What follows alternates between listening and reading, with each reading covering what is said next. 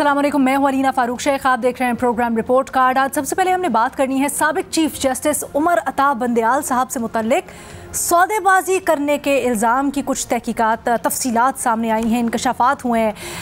हमारे नुमाइंदे खुसूसी हैं अब्दुल कयूम सिद्दीकी साहब, उन्होंने ये स्टोरी आवाम के सामने रखी और इसमें किस्सा कुछ यूँ बताते हैं कि 5 सितंबर की रात जस्टिस सरदार तारिक मसूद को उस वक्त के चीफ जस्टिस उमर अता बंदयाल साहब की फ़ोन कॉल आती है, जो ये पेशकश करते हैं कि अगर सरदार तारिक सुप्रीम कोर्ट के एक जज के ख़िलाफ़ शिकायत वापस बंदयाल साहब को भिजवा देते हैं तो सरदार तारिक मसूद के ख़िलाफ़ आने वाली शिकायत भी ख़त्म कर दी जाएगी।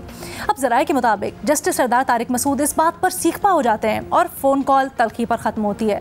ज़राए के मुताबिक अगले दिन यानी 6 सितंबर को जस्टिस सरदार तारिक मसूद जस्टिस बंदयाल को इस मुतल्लिक एक ख़त लिखते हैं, जिसकी वो नकूल सुप्रीम जुडिशल काउंसिल के जो दीगर अरकान हैं उनको भी भिजवाते हैं। जस्टिस तारिक मसूद 6 सितंबर 2023 को जो अपना ख़त लिखते हैं उसमें वो लिखते हैं कि मिस्टर जस्टिस उमर अता बंदयाल काबिल इज़्ज़त चीफ जस्टिस ऑफ पाकिस्तान, कल रात आपने मुझे फ़ोन कॉल की और मुझे इत्तला दी कि मेरे ख़िलाफ़ एक शिकायत दाखिल हुई है और आपने मुझसे पूछा कि उसका क्या करना है। इंतहाई इज़्ज़त और एहतराम के साथ मेरी राय में मेरे मुतल्लिक शिकायत का मुझसे जिक्र करना मुनासिब नहीं था।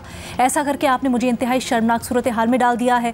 चीफ जस्टिस, मौजूदा सूरत हाल में बेहतर ये होगा कि मेरे ख़िलाफ़ आई दरख्वास्त को सुप्रीम जुडिशल काउंसिल के सामने रखा जाए, क्योंकि मैं नहीं चाहता कि मुझ पर कोई और फेवर मांगने का इल्ज़ाम लगे और मुझे एतमाद है कि सुप्रीम जुडिशल काउंसिल इस दरख्वास्त को आइन और कानून के मुताबिक देखेगी और अगर मेरे ख़िलाफ़ दरख्वास्त जाली या बदनाम करने की गर्ज से हो तो काउंसिल इसका मुनासिब एक्शन लेगी।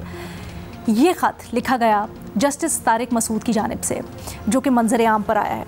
अब ये बड़ी दिलचस्प तफसीलात, इंकशाफात जो हो रहे हैं, इस ज़िम्न में क्या होना चाहिए और अब जब मौजूदा चीफ जस्टिस साहब के इल्म में भी ये सब है और सीनियर प्यूनी जज है जस्टिस तारिक मसूद साहब, तो सुप्रीम जुडिशल काउंसिल क्या इसके ऊपर कोई एक्शन लेगी?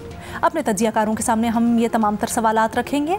इसके लिए हमारा बुनियादी सवाल कुछ यूँ कि सुप्रीम जुडिशल काउंसिल में आने वाली शिकायत को सौदेबाजी के लिए इस्तेमाल करने के इल्ज़ाम पर उमर अता बंदयाल के ख़िलाफ़ तहकीकात किस तरह से होनी चाहिए। हमें ज्वाइन करिए डिस्कशन के लिए रीमा उमर साहिबा, एजाज सैयद साहब, इरशाद भट्टी साहब और अब्दुल कयूम सिद्दीकी साहब भी हमारे साथ खुसूसी तौर पर इस पैनल में मौजूद हैं। बहुत से हमारे सवालात हैं और आई एम श्योर पैनल भी बहुत सारी ऑब्जर्वेशंस उठाएगा, जिसको हम सिद्दीकी साहब के सामने लेके जाएंगे और उनका तज्जिया तबसरा भी जानेंगे। इरशाद भट्टी साहब, सबसे पहले आपका मौक़िफ़ इसके ऊपर मैं जानना चाहूँगी।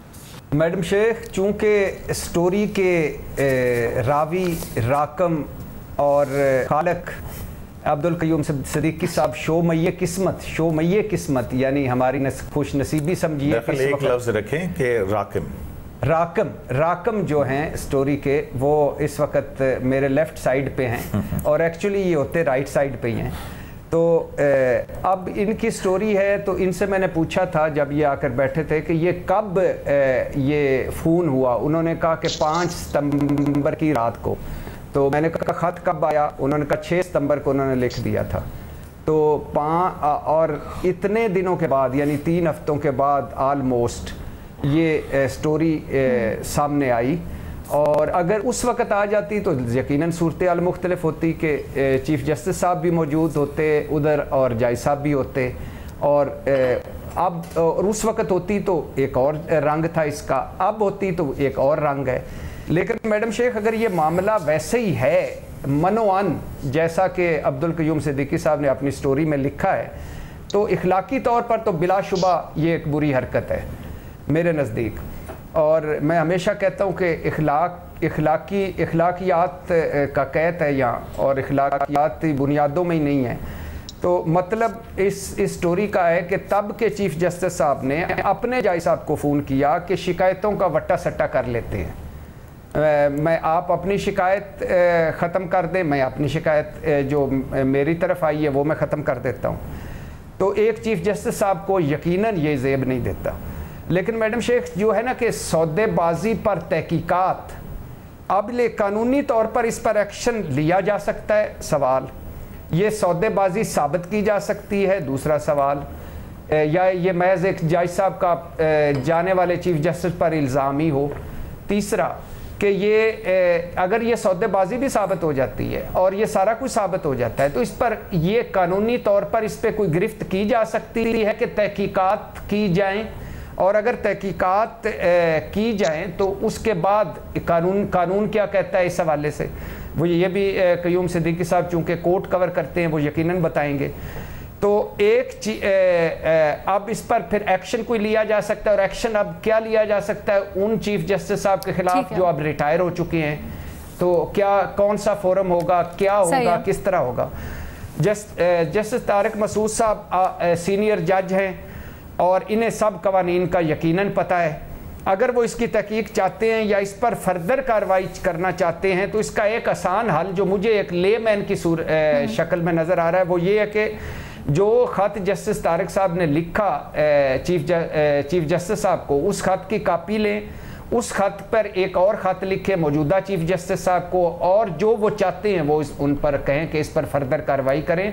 तो यकीनन चीफ जस्टिस साहब फायज़ ईसा काजी साहब हैं और उनके सीनियर जज कह रहे होंगे तो वो करेंगे। तो अच्छा, हाँ, तो मेरा ख्याल है कि नहीं, मैं ये सारे सवाल इनके आपके ख्याल में तहकीकात, चले मैं आपके लिए इसको आसान कर देती हूँ। बहुत से कानूनी सवालात हैं जो मैं रीमा के सामने भी रखूंगी, सिद्दीकी साहब भी ऑब्वियसली उसको एड्रेस करेंगे। आपके ख्याल में तहकीकात होनी चाहिए इसकी, या आपको लगता है कि अब बाद का मौका है छोड़ दें? नहीं, बिल्कुल जरूर होनी चाहिए, करनी चाहिए, बिल्कुल तहकीकात करनी चाहिए, क्यों नहीं करनी चाहिए। ओके। लेकिन मुझे लगता है कि इस पे होंगी भी नहीं, और मुझे लगता है कि अगर हो गई तो क्या किया क्या जा सकेगा। अब ये बड़ा सही है, ये जान लेते हैं रीमा से। रीमा, क्या साबिक चीफ जस्टिस के खिलाफ जब इतने संगीन इल्ज़ामात आए और वो ख़त भी लिखा गया हो, रजिस्टर हो, उस वक्त ख़त लिखकर तमाम सुप्रीम जुडिशल काउंसिल के मेंबरान के सामने, तो क्या इसके ऊपर बाद में कोई कार्रवाई हो सकती है, क्योंकि वो तो रिटायर हो चुके हैं उमर अता बंदयाल साहब? जी शुक्रिया अलीना। सुप्रीम जुडिशल काउंसिल के जो कॉन्स्टिट्यूशनल प्रोविजंस हैं, जो उनके अपने रूल्स हैं, जिस तरह वो फ्रेम किए गए हैं, उससे साफ नज़र आता है कि ये सिर्फ सर्विंग सिटिंग जजेस पे अप्लाई करती है और जुरिस्डिक्शन सुप्रीम जुडिशल काउंसिल की है, सिर्फ उन पे है। अभी कुछ ही हफ्ते पहले एक जजमेंट भी सुप्रीम कोर्ट की थी जो साकिब निसार साहब, साबिक चीफ जस्टिस, उनके हवाले से एक पेंडिंग कंप्लेंट थी सुप्रीम जुडिशल काउंसिल के सामने। तो उस पर सुप्रीम कोर्ट ने वाज़े तौर पर कहा कि नहीं, अब ये सुप्रीम जुडिशल काउंसिल इस पे कोई एक्शन नहीं ले सकती, और सेंस भी बनाती है जो पूरी स्कीम ऑफ थिंग्स है। सुप्रीम जुडिशल काउंसिल क्या रेकमेंड कर सकती है? एक ही उनके पास पावर है कि वो प्रेसिडेंट को रेकमेंड करें कि जज को ओहदे से हटा दिया जाए। तो जो जज रिटायर हो चुके हैं, सुप्रीम जुडिशल काउंसिल उन्हें क्या सज़ा दे सकती है, क्या रेकमेंड कर सकती है? लेकिन मेरा ख्याल है ये एक भट्टी साहब ने बहुत ही सॉफ्ट अल्फाज इस्तेमाल किए। ये सिर्फ अनएथिकल बात नहीं है, अपने इख्तियारात का बहुत गलत इस्तेमाल करना है, प्रोटेक्ट करना है किसी को, किसी और को एक तरह से एक विक्टिमाइज करके। तो ये कोई एथिक्स का इशू नहीं है। मेरा ख्याल है एटलीस्ट ये मिसकॉन्डक्ट तो नज़र आता है प्राइमा फेसाई कि मिसकॉन्डक्ट था। और अब मैंने इस पे कुछ ज़्यादा रिसर्च नहीं की, लेकिन शायद अगर आप देखें हमारे कुछ कवानीन आपको मिल जाएं जो अपने इख्तियारात का गलत इस्तेमाल करने के से रिलेटेड हो, जो यहाँ पे अप्लाई कर सकें, जो हर शख्स के या जिसके पास भी अथॉरिटी हो, जो पब्लिक ऑफिस में हो या पब्लिक सर्विस में हो या जज हो, उन पे अप्लाई कर सकता है, सिर्फ जजेस से रिलेटेड ना भी हो तो। लेकिन मैं इस पे कुछ हतमी राय नहीं दे सकती क्योंकि मैंने इस पे कुछ खास रिसर्च नहीं की। लेकिन मैं एक और बुनियादी चीज़ पे बात करना चाहती हूँ कि ये हमें दिखाता है, भट्टी साहब ने कहा कि जब वो सिटिंग जज थे तो तब जो है ये मामला क्यों नहीं रेज हुआ। अब आप खुद सोचिए, अगर वो इस वक्त रिटायर ना होते तो सुप्रीम जुडिशल काउंसिल क्या करती? सुप्रीम जुडिशल काउंसिल हमारी एक काफ़ी हद तक रिडंडेंट बॉडी बन चुकी है। कुछ साल पहले जब चीफ जस्टिस जमाली थे तो तब एडमिट हुआ कि 90+% जो हैं कंप्लेंट्स वो रिडंडेंट हो जाती हैं, उनका कोई फ़ायदा ही नहीं होता, क्योंकि जब तक सुप्रीम जुडिशल काउंसिल वो सुनती है तो जज रिटायर हो चुके होते हैं। उस वक्त एक पिटिशन गई सुप्रीम कोर्ट के सामने कि आप एटलीस्ट कितनी कंप्लेंट्स हैं, कितना वक्त लगता है उन्हें इंक्वायर करने में, उस पर फैसला क्या आता है, इस पे ही मालूमात जो है वो पब्लिक कर दें। लेकिन तब कहा गया नहीं, ऐसा नहीं हो सकता क्योंकि ये अदलिया की आज़ादी के खिलाफ है। जो मैं आपको पहले भी कह रही थी पिछले शो में, कि अदलिया की आज़ादी को वेपनाइज करके अदलिया को, आला अदलिया को खास तौर पे बिल्कुल ही इंसुलेट कर दिया गया है स्क्रूटनी से, अकाउंटेबिलिटी से। और भी बहुत मसाइल हैं, 2-3 मैं तजावीज़ अगर दे दूं कि अब अगर हमने थोड़ा सा तब्दील करना है जजेस की अकाउंटेबिलिटी का तरीका, छोटे छोटे पॉइंट्स। पहली बात तो ये कि कोड ऑफ कॉन्डक्ट जिसपे सुप्रीम जुडिशल काउंसिल देखता है कि किस जज ने मिसकॉन्डक्ट किया है, किस जज ने नहीं, वो बहुत हद तक 62(1)(f की तरह का है कि क्या आप गॉड फेयरिंग हैं कि नहीं, क्या आप में विजडम है कि नहीं, क्या आप ब्लेमलेस हैं कि नहीं।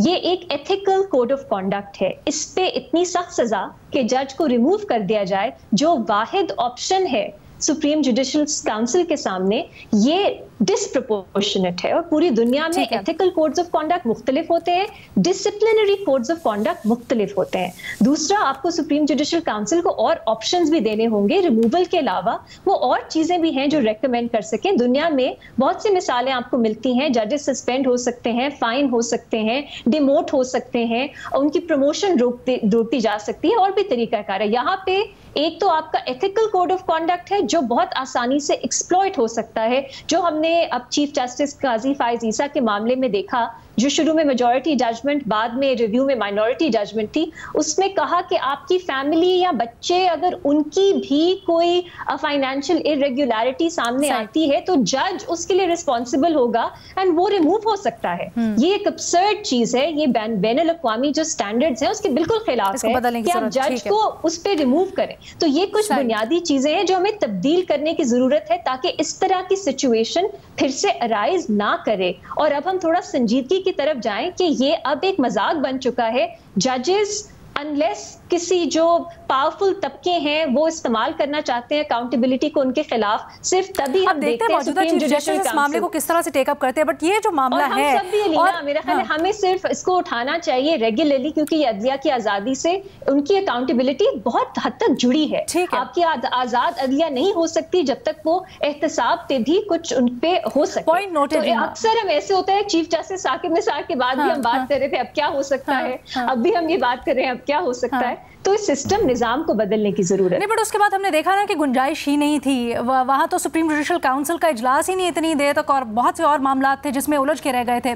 बहरहाल अब जब एक विंडो ऑफ अपॉर्चुनिटी ओपन हुई है, क्या इस सिलसिले में हो सकता है, क्या गुंजाइश है, अपने तजियाकारों से जानेंगे। और ख़ासकर ये वाला मामला जो अब आया है सामने, ख़ासकर उमर अता बंदियाल से मुतल्लिक, और ये वाहिद मामला नहीं है, ये तो अभी सौदेबाजी की बात हो रही है, लेकिन इससे पहले बहुत सारे मिसकॉन्डक्ट के और भी इल्ज़ामात लगते रहे हैं। एक छोटी सी ब्रेक, उसके बाद इसको मज़ीद डिस्कस करेंगे। सुप्रीम जुडिशल काउंसिल को लिखा गया, बल्कि चीफ जस्टिस उस वक्त के उमर अता बंदियाल से मुतल्लिक तमाम तर स्टेक होल्डर्स को लिखा गया। जस्टिस तारिक मसूद का एक ख़त मंजर आम पर आया है जिसकी तफसीलात अब्दुल कयूम सिद्दीकी साहब ने शेयर की हैं। उनको भी हमने खुसूसी तौर पर आज दावत दी है और इसी मामले को हम डिस्कस कर रहे हैं कि सौदेबाजी के इल्ज़ामात लगना साबिक चीफ जस्टिस के ऊपर, अब इसकी तहकीकात कैसे होनी चाहिए या इस ज़िम्मे में आगे क्या हो। एजाज़, आपकी राय जानना चाहूँगी, आप क्या समझते हैं, यही सिर्फ एक इल्ज़ाम नहीं बल्कि इससे मुतल्लिक पहले बहुत सारे उमर अता बंदियाल से शिकवे शिकायत और यहाँ तक कि मिसकॉन्डक्ट तक भी बात गई। किस तरह से होनी चाहिए मामला, या किस तरह से टैकल करना चाहिए, या फिर बस लिख दें, जब तारीख लिखी जाएगी तो तारीख खुद ही हिसाब कर लेगी। अलीना, पाकिस्तान आज जिस मुकाम पर पहुँचा है, दलदल में, जिस दलदल में फंसा हुआ है, उसकी वजह यह है कि पाकिस्तान में ना जजों का कभी एहतसाब हुआ है और ना ही जर्नैलों का कभी एहतसाब हुआ है। आप इन लोगों को सज़ा दें जिन्होंने गलत काम किए हैं, सिटिंग लोगों के ख़िलाफ़ तो आप कार्रवाई नहीं कर सकते। आपको किसी एक को मिसाल बनाना पड़ेगा, आपको किसी एक जगह से ये काम शुरू करना पड़ेगा। जिन लोगों ने 1958 में जो मिलिट्री कू लगा था उसको वैलिडेट किया था, आपने उनका एहतसाब नहीं किया, तो नतीजे में अगला कू हो गया। फिर जिन लोगों ने 77 में कू लगाया था, उन लोगों को 77 के कू को जिन जजों ने वैलिडेट किया था, तौसीक की थी, उन जजों का एहतसाब नहीं किया, तो फिर 12 अक्टूबर 99 का कू हो गया। फिर 12 अक्टूबर 99 को इरशाद हसन खान जो उस वक्त के चीफ जस्टिस थे, उन्होंने और उनके साथी जजेस ने वैलिडेट किया, तो पाकिस्तान में जो जमहूरियत है वो आगे और भी ज़्यादा कमज़ोर हुई। और एक साहब थे जिनको सज़ा देने लगी, तो आपको पता पूरी रियासत का सिस्टम हिल गया था। जब तक इन जज साहिबान को जिन्होंने गलत काम नहीं किए हैं उनको सज़ा नहीं मिलती, या साबिक जर्नैलों को सज़ा नहीं मिलती जिन्होंने गलत काम किए हैं, ये मुल्क आगे नहीं बढ़ सकता। जर्नलिस्ट भी हैं उनमें, उनको भी सज़ा मिलनी चाहिए, लेकिन जर्नलिस्टों का एहतसाब होता रहता है। कभी इमरान रियाज की सूरत में जर्नलिस्ट को उठा लिया जाता है, कभी हामिद मीर की सूरत में उसको गोलियां मारी जाती हैं, कभी नवीद मिराज की सूरत में जनूबी वजीरिस्तान में उनके घर मसमार किए जाते हैं, कभी खालिद जमील की तरह उनके ऊपर FIA में मुकदमे होते हैं, कभी अबसार आलम की तरह उनको गोलियां मारी जाती हैं। जर्नलिस्टों का एहतसाब होता रहता है। ये जो दो तबकात हैं ये बिलखसूस सबसे अहम है, इसमें जज साहिबान जिनका एहतसाब होना सबसे पहले ज़रूरी है, क्योंकि ये वो जज साहिबान हैं जो सबसे तमाम जो गैर आइनी इकदाम होते हैं, तमाम गैर कानूनी इकदाम होते हैं, ये उनको वैलिडेट करते हैं। वक्त बदलता है तो ये PCO पे आके हलफ ले लेते हैं, और अगर किसी ने PCO पे हलफ नहीं लिया तो वो कभी अपने ख़ानदान वालों को खुश करता है, कभी एक पार्टी को खुश करता है, कभी दूसरी पार्टी को खुश करता है। ये मिसकंडक्ट करते हैं। ये क्या बात हो गई कि आपने चोरी की, आपके ऊपर कानून इसलिए लागू नहीं होगा कि आप एक खास ओहदे पर थे, और अब वो उस ओहदे पर रिटायर्ड हो गए, यहां से चले गए, आपके ऊपर कोई सजा नहीं है। और ये मेरे ख्याल में इसकी जो सबसे बड़ी जिम्मेदारी है वो मौजूदा अदलिया के ऊपर आयद होती है। और मैं इसमें एक और बात भी कहूंगा कि जो मुअज़्ज़ज़ जज साहब जो तारिक मसूद साहब है जिन्होंने खत लिखा है, मेरा ख्याल है कि उस खत में वो खत भी इनकम्प्लीट है। या मैं क़य्यूम सिद्दीकी साहब का बड़ा एहतराम करता हूँ, वो बहुत ही अच्छे जर्नलिस्ट हैं। जब भी अदलिया के हवाले से कोई अहम चीज़ हमने देखनी होती है तो मैं क़य्यूम सिद्दीकी साहब, मतियुल्लाह जान और इस तरह के एक दो और साथी हैं हमारे, उनकी तरफ देखता हूँ। मेरा ये ख्याल है कि जो मुअज़्ज़ज़ जज साहब हैं जिन्होंने ख़त लिखा है, उस ख़त में जो क़य्यूम सिद्दीकी साहब ने रिपोर्ट किया, उन्होंने सिर्फ यही बताया कि आपने मुझे फ़ोन किया। उस ख़त में शायद इस बात का तज़किरा नहीं है कि आप स्वैप कर लें, यानी कि आपके खिलाफ शिकायत को मैं ख़त्म कर दूंगा और आप ये केसेस ख़त्म कर दें।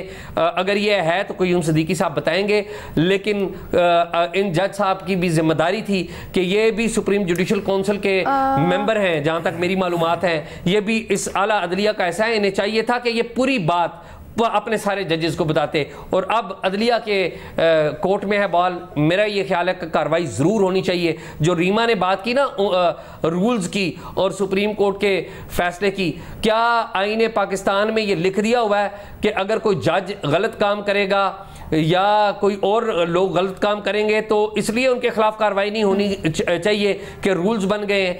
अगर तो आईने पाकिस्तान में आईने पाकिस्तान कुछ खास लोगों के लिए रियायतें दे रहा है तो फिर मैं नहीं कुछ कह सकता। मेरा नहीं ख्याल कि आईने पाकिस्तान किसी पर पाबंदी आयद करता है। मेरा ये ख्याल है कि एहतसाब का काम शुरू होना चाहिए, ये इसी काम से शुरू कर लें, या नहीं तो ये काम आप ये मुख्तलिफ कॉन्टेक्स्ट में कह रही थी रीमा, मुख्तसरन जवाब दीजिएगा। मेरा ख्याल है मुख्तलिफ कॉन्टेक्स्ट में रीमा जवाब दीजिएगा मुख्तसरन। आई विश एजाज ने मेरी बात सुनी होती। मैं कह रही थी कि सुप्रीम जुडिशल काउंसिल जो इस वक्त सिटिंग जजेस की अकाउंटेबिलिटी का मिसकॉन्डक्ट के ऊपर उन्हें रिमूव करने का वाहिद फोरम है, उसके रूल्स, उसके प्रोसीजर्स सिर्फ सिटिंग जजेस पे अप्लाई करते हैं, क्योंकि सुप्रीम जुडिशल काउंसिल सिर्फ एक रिकमेंडेशन दे सकती है। मैंने कोई आप पे तनकीद नहीं की, मैं उसी जो आपने रेफरेंस दिया उसी की बात की।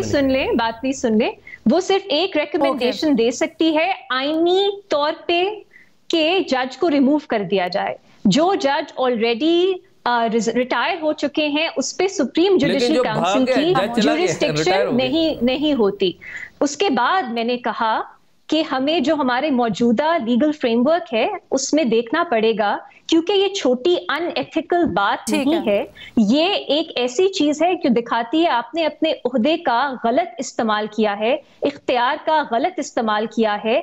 मैंने इस पे रिसर्च नहीं की, मैं हतमी मिसकंडक्ट के जुमरे में जाता है, लेकिन इस पे कुछ निकल सकता है। हाउएवर जो ये बात होती है जब भी ऐसे मामले की, ये ट्रीजन का केस है या आर्टिकल 6 का केस है, ये बहुत एक पोलिटिसाइज्ड रेटोरिकल बातें हो जाती हैं। मेरा नहीं ख्याल इस तरह के मामलात में आर्टिकल 6 ट्रीजन को हमें लाना चाहिए, पर ये कहीं नहीं लिखा कि रिटायर्ड जजेस का एहतसाब नहीं हो सकता। सिटिंग जजेस भी अगर इस मुल्क का कोई कानून तोड़ते हैं, उनका भी एहतसाब हो सकता है। हमारा आईन या हमारा कानून उन्हें इम्यूनिटी नहीं देता, उन्हें इम्यूनिटी नहीं देता। बिल्कुल दुरुस्त, ठीक है, आपका पॉइंट आ गया। थी मैं, अगर बिल्कुल सही है, इसलिए कंफ्यूजन हो। नहीं, आपका पॉइंट उस वक्त भी बिल्कुल वाज़ेह था। आई थिंक ब्रेक के बाद हम आए तो इसलिए थोड़ा सा मिसकम्युनिकेशन हुआ। एक छोटी सी ब्रेक लेते हैं, उसके बाद वापस आएंगे। Welcome back. सिद्दीकी साहब, सर हमारे पैनलिस्ट ने यहाँ पर बहुत से नुक्ते भी उठाए हैं। इरशाद भट्टी साहब ने भी 2-4 नुक्ते, आप अगर उनका जवाब देना चाहें। और बुनियादी तौर पर ये जो हम बात कर रहे हैं कि तहकीकात इस ज़िम्न में क्या हो सकती हैं, एक रिटायर्ड जज के ख़िलाफ़ क्या हो भी सकती हैं या नहीं, अगर इसके ऊपर भी आप रोशनी डालें और फिर हमारे कुछ सवाल आते हैं वो एक एक करके डिस्कस करते हैं। बहुत शुक्रिया लीना। जैसे कि रीमा उमर ने कहा, बिल्कुल ये साबिक जो रिटायर्ड जजेस हैं, इनके एहतसाब के हवाले से विमेन एक्शन फोरम की एक पेटिशन जो है वो सुप्रीम कोर्ट ऑफ पाकिस्तान में आई थी, जिस पर अभी 2 जज साहिबान ने कुछ अर्सा पहले एक फ़ैसला दिया कि रिटायर्ड जजेस का जो है वो सुप्रीम जुडिशल काउंसिल में जो है वो एहतसाब नहीं हो सकता। जस्टिस मुनीब अख्तर और जस्टिस एजाजुल हसन की ये जजमेंट है, उसके ऊपर विमेन एक्शन फोरम का रिव्यू जो है वो मौजूद है। लेकिन यहाँ पे जब हम आइन और कानून को देखते हैं, हम रोज़ाना अदालतों के अंदर इक्वालिटी का देखते हैं, हम कहते हैं कि एहतसाब के सामने सब बराबर हैं और जिसके पास इख्तियार है उस इख्तियार के इस्तेमाल के हवाले से वो अकाउंटेबल है।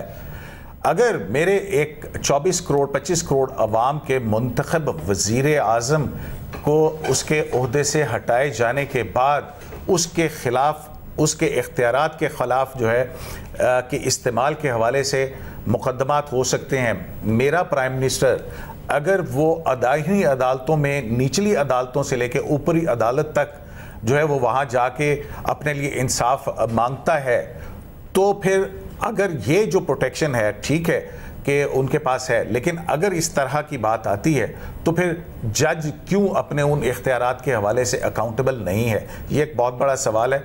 गो के एक रिव्यू जो है वो है, उसका देखते हैं उसमें क्या आता है। लेकिन एक और बात भी है रीमा, अगर हम ये देखें कि जब ये जज रिटायर हो जाते हैं उसके बाद ये हेफ्टी पेंशन लेते हैं, वो हेफ्टी पेंशन जो है वो मेरे और आपके इनकम टैक्स से जाती है। वो मराद जो है कम से कम ये तो हो सकता है कि आप उसको पाबंदे सिलासिल ना करें, लेकिन अपने उस पीयर को बुला के पूछें, और अगर वो इस तरह से उसमें वो गिल्टी होता है तो कम से कम वो मराद और पेंशन जो है, जो मेरे और टैक्स के पेयर के पैसे से जा रही है, उसको तो जो है वो आप कर लें, खत्म करने की बात। अच्छा सिद्दीकी साहब, थोड़ा सा ये हमें बताइएगा, क्या वो जो आप कह रहे हैं वो कर रहे हैं, वुमेन एक्शन फोरम वाली जो दरखास्त कह रहे हैं, जिसके फैसले में ये करार दिया गया था कि साबिक चीफ जस्टिस का एहतसाब नहीं हो सकता या उनके खिलाफ तहकीकात या केसेस नहीं खुल सकते, तो क्या उसके ही रिव्यू में या फिर अब प्रैक्टिस एंड प्रोसीजर के बाद अगर अपील होती है, अगर होती है तो उसमें ही उसका फैसला होगा, या फिर सुप्रीम जुडिशल काउंसिल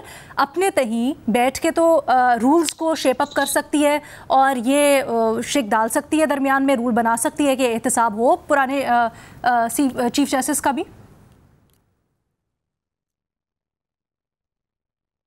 देखें, सुप्रीम जुडिशल काउंसिल जो है वो बिल्कुल अपने रूल बनाती है, और आपको ये जो पहले इफ्तिखार मोहम्मद चौधरी साहब के दौर के अंदर सुप्रीम जुडिशल काउंसिल ने अपने रूल अमेंड किए थे, और उसमें एक चीज़ ये हुई थी कि सुप्रीम जुडिशल काउंसिल जो है ना सिर्फ ये कि वो खुद बजाते खुद नोटिस ले सकती है, बल्कि उसमें ये भी कहा गया था कि किसी शहरी की दरख्वास्त पर जो है वो कार्रवाई कंप्लेंट हो सकती है, और इस सदर तो जो है वो आपको पता है कि उसके पास तो इख्तियार है कि वो सुप्रीम जुडिशल काउंसिल के अंदर जो कंप्लेंट या रेफरेंस जो है वो भिजवा सकता है। तो बिल्कुल ये सारी जो सूरत हाल आई हैं, अपना जुडिशल ज़ाहिर है कि सुप्रीम जुडिशल काउंसिल की वो हैसियत नहीं है जो कि जुडिशल ऑर्डर की होती है। देखना होगा कि इसके ऊपर क्या होता है, लेकिन इस हवाले से सुप्रीम जुडिशल काउंसिल अगर ये अपने रूल्स के अंदर डालती है कि इस तरह की कोई संगीन किस्म की चीज़ें सामने आती हैं। और इसमें जो इंटरेस्टिंग पॉइंट है वो ये है कि जब उमर अता बंदयाल साहब बजाते खुद सुप्रीम जुडिशल काउंसिल के चेयरमैन थे, तो सुप्रीम जुडिशल काउंसिल चेयरमैन के बगैर जो है वो नहीं हिल सकती है। तो उस वक्त भी ये शिकायत जो है वो थोड़ा सा हमें थोड़ा सा प्रोसीजर भी बताइएगा, क्योंकि हमें तो ये पता है ना कि वो जो जज साहब की तहकीकात से मुतल्लिक जब मुख्तलिफ शिकायत आई सुप्रीम जुडिशल काउंसिल के सामने, तो उमर अता बंदयाल साहब ने खुद जस्टिस तारिक को ये सारा कुछ मामला भेजा उनकी ओपिनियन जानने के लिए।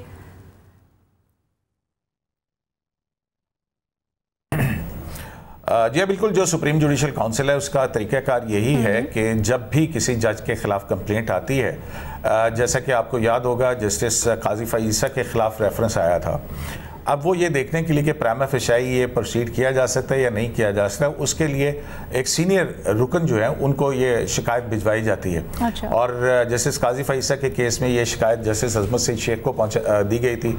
उनकी ओपिनियन के बाद इसके ऊपर कार्रवाई जो है वो फिर आगे बढ़ी थी। इसी तरह से जो है वो ये चेयरमैन का इख्तियार है कि वो सुप्रीम जुडिशल काउंसिल के किस रुकन को जो है वो भिजवाता है। अब यहाँ पर जो है आपको याद होगा कि ये कंप्लेंट फाइल हुए भी तकरीबन 6-7 माह गुजर चुके हैं। ये जहाँ पर वकला की तरफ से आई थी वहाँ पे लॉयर्स बॉडीज़ जो पाकिस्तान बार काउंसिल, केपी बार, सिंध हाई कोर्ट बार और दीगर बहुत सारी जो है वो इसके ऊपर कंप्लेंट्स जो है वो बिलखसूस नकवी साहब के हवाले से जो है वो आई हुई थी और उस पर एक तवील अरसे तक इसको रखा गया। फिर दो जो साहिबान जो जस्टिस काजी फ़ईसा और सरदार तारिक मसूद ने भी फिर एक चीफ जस्टिस को ख़त लिखा था, उसके बाद भी कुछ नहीं हुआ था। फिर जब ये बहुत ज़्यादा मामला हाईलाइट हुआ था तो फिर उस वक्त ये जैसे सरदार तारिक मसूद को भिजवाई गई, तो उसके बाद अदालती छुट्टियां हो गई और अदालती छुट्टियों की वजह से जो हमारी उनसे बात हुई अभी भी मुख्तलिफ जस्टिस मुसर्रत हिलाली की ओथ टेकिंग सेरेमनी पे जो एक इंटरेक्शन हो जाता है जज साहिबान के साथ, तो उसमें जब यही सवाल पूछा तो उन्होंने कहा था कि मैंने छुट्टियों में जो है वो अदालती छुट्टियों में काम नहीं करता हूँ और जैसे छुट्टियाँ ख़त्म होंगी तो फिर वो जो है उसके ऊपर अपनी राय दे दूंगा। और यहाँ पे मैं आपको एक ब्रेकिंग न्यूज़ भी देता चलूँ, हमारे सोर्सेज के मुताबिक वो ओपिनियन जो है वो जैसे सरदार तारिक मसूद ने सुप्रीम जुडिशल काउंसिल के सामने भिजवा दी है। अच्छा। अब ये सुप्रीम जुडिशल काउंसिल देखेगी कि उस राय की ओपिनियन के अंदर ये मामला फर्दर प्रोसीड होता है या नहीं होता है। और इसमें एक और चीज़ भी है, अब क्योंकि सुप्रीम जुडिशल काउंसिल जो है ये मुश्तमिल होती है चीफ जस्टिस, 2 सीनियर मोस्ट जजेस और हाई कोर्ट के 2 सीनियर मोस्ट चीफ जस्टिस के ऊपर, तो जो 2 अक्टूबर को सिंध हाई कोर्ट के चीफ जस्टिस अहमद शेख साहब जो हैं वो शायद रिटायर हो रहे हैं, तो उसके बाद नईम अफगान जो हैं बलूचिस्तान हाई कोर्ट के चीफ जस्टिस वो होंगे और उसमें फिर सुप्रीम जुडिशल काउंसिल की हैत बदलेगी। तो हमारे सोर्सेस जो हैं वो इस बात को क्लेम करते हैं उनके मुताबिक के क्योंकि अक्टूबर आया खड़ा है तो शायद अक्टूबर के दूसरे हफ्ते के अंदर इस हवाले से जो है कोई सुप्रीम जुडिशल काउंसिल की मीटिंग हम देख सकें। अच्छा सिद्दीकी साहब, क्योंकि आपकी खबर है और जब आपके सामने तफसीलात आई होंगी आपने भी बड़ा क्रिटिकली एनालाइज किया होगा और आपसे हम एक्सपेक्ट भी यही करते हैं इतना अच्छा सहाफ़ी होने की हैसियत से, आपने सोचा ज़रूर होगा कि ये जो डिटेल्स अब आ रही हैं इनका मकसद क्या होगा और इसके असरात क्या हो सकते हैं, तो फिर आप किस नतीजे पर पहुँचे?